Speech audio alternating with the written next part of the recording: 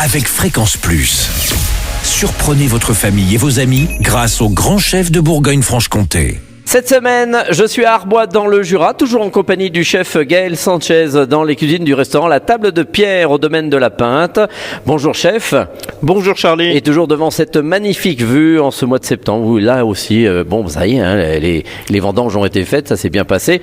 Donc vous allez nous proposer une deuxième recette aujourd'hui, un œuf poché à la crème de comté et crumble noisette. Et on va rappeler que c'est un menu spécial Made in Jura tout au long de cette semaine. Alors qu'est-ce qu'il nous faut? Des œufs que vous prenez où? À la Poule qui est pas loin?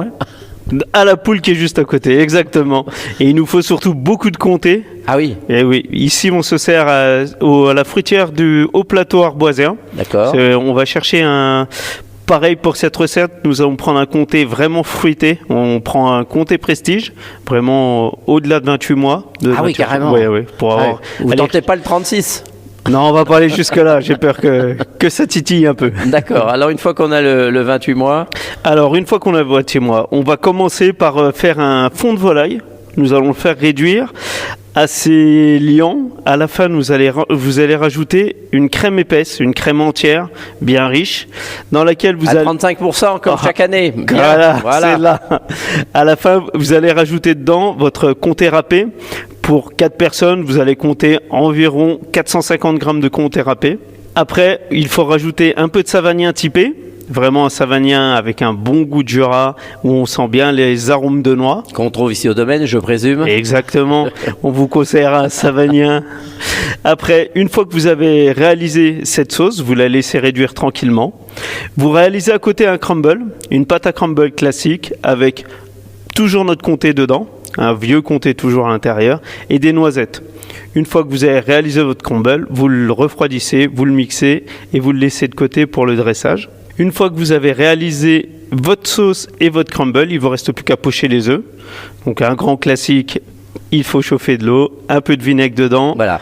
Il faut toujours la petite astuce, c'est d'avoir un peu de vinaigre dedans. Si vous ne mettez pas de vinaigre, les œufs ne seront jamais pochés. Une fois qu'ils seront cuits, 3 à 5 minutes, vous les sortez, vous les laissez légèrement refroidir. Par-dessus, vous coulez votre sauce comté bien chaude, votre crumble et quelques fines herbes si vous pouvez. Voilà. Et un jour, je demanderai au chef pourquoi on met le vinaigre. Mais ça va nous prendre du temps, c'est chimique. Donc, c'est chimique. On va savoir un autre jour. Eh ben, merci chef, merci Gaël Sanchez ici dans les cuisines du restaurant La Table de Pierre au domaine de la Pinte à Arbois dans le Jura.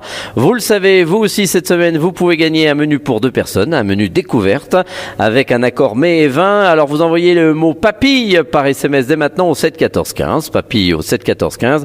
Bonne chance à tous pour le prochain épisode. Cette fois-ci, on partira sur des rillettes de truite des planches près d'Arbois.